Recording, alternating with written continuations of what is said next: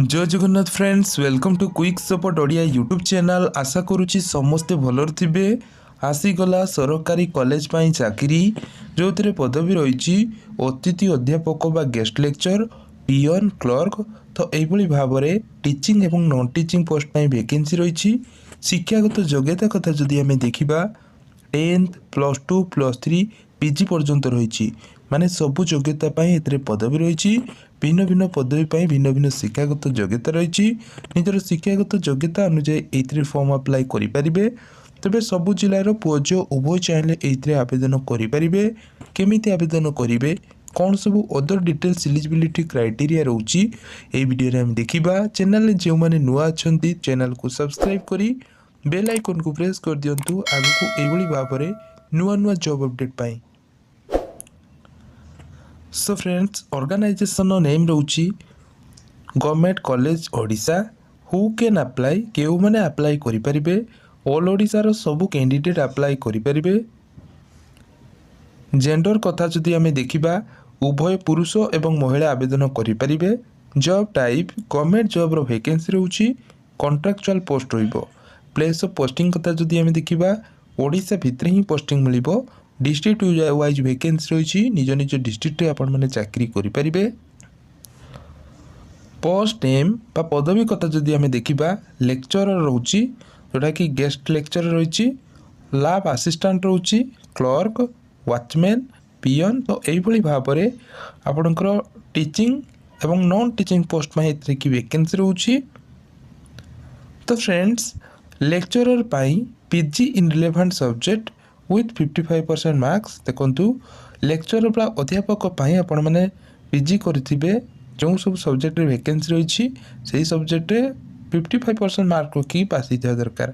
Lab assistant पाई graduation ता सहित computer उपर कि नॉलेज रही।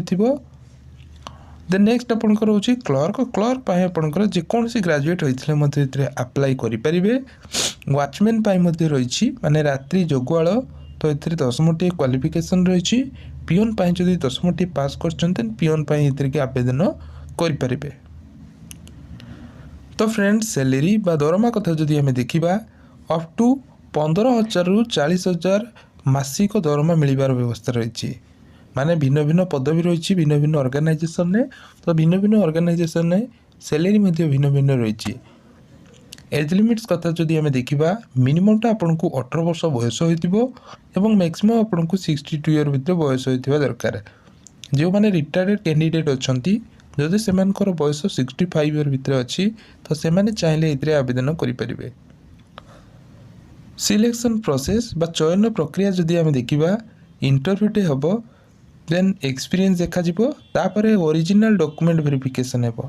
Apply mode online offline both mode रोची।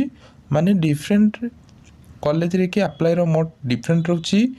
जदि आपणकर ऑनलाइन माध्यम अप्लाई होची बाईमेल थ्रो तो आपण मैंने सब डॉक्यूमेंट को स्कैन करके बाईमेल थ्रो पठे पारे। आउ जदि आपण मैंने ऑफलाइन अप्लाई करेंगे जो ठिकानाटी रही से ठिकाना आपंकर सब डॉक्यूमेंट को जेरक्स करेंगे एप्लिकेशन फॉर्म सहित। तो आपन को से स्पीड पोस्ट बा रजिस्टर पोस्ट करने पड़ो।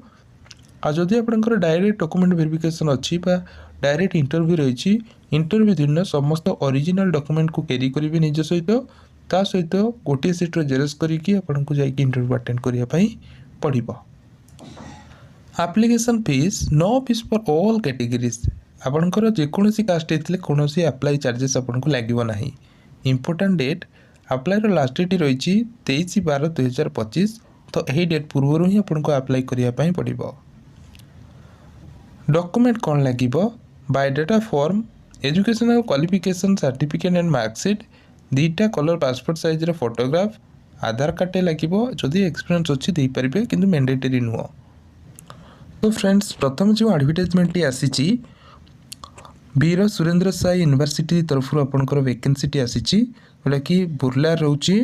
तो देखते ये कि इंटरव्यू डेट रही 20/12/2025 10टा AM इंटरव्यू हम। तो यहाँ आपंकर ग्रेजुएट लेवल की आपंकर वैकेंसी रही जोटा कि 40,000 टंका दरमा मिल। पोस्ट ग्रेजुएट लेवल वैकेंसी रही तो ये कि 50,000 टंकार दरमा मिल। पीएचडी डिग्री की वैकेंसी रही, पीएचडी डिग्री लेवल की वैकेंसी तो ये 55,000 टंका सैलरी मिल। तो यही किसी आपंकर ये कि सैलरी स्ट्रक्चर रोचे तो आपने चेकआउट करेंगे।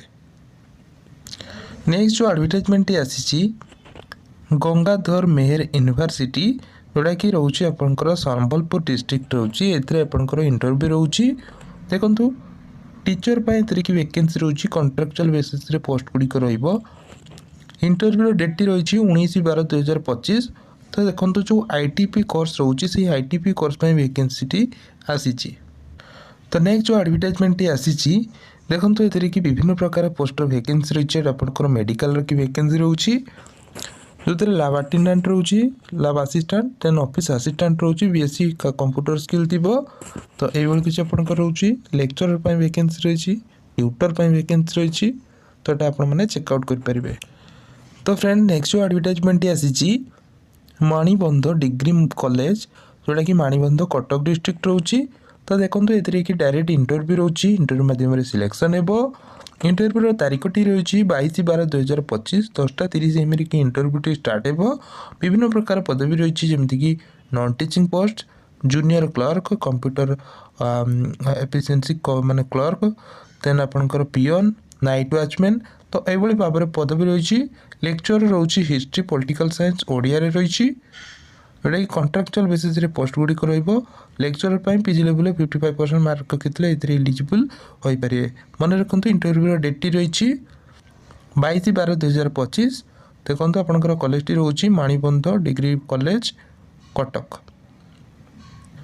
तो नेक्स्ट जो एडवर्टाइजमेंट आसी बीजेपी ऑटोनोमस कॉलेज तरफ आसी भुवनेश्वर लोकेशन टी रोचे ये डायरेक्ट इंटरव्यू हे। काउंसिलर पदवीटी रही इंटरव्यू डेट रही 23/12/2025 11टा AM। तो देखो डिपार्टमेंट ऑफ साइकोलॉजी की वैकेंसी रही गोटे पोस्टर की वैकेंसी की रोचे।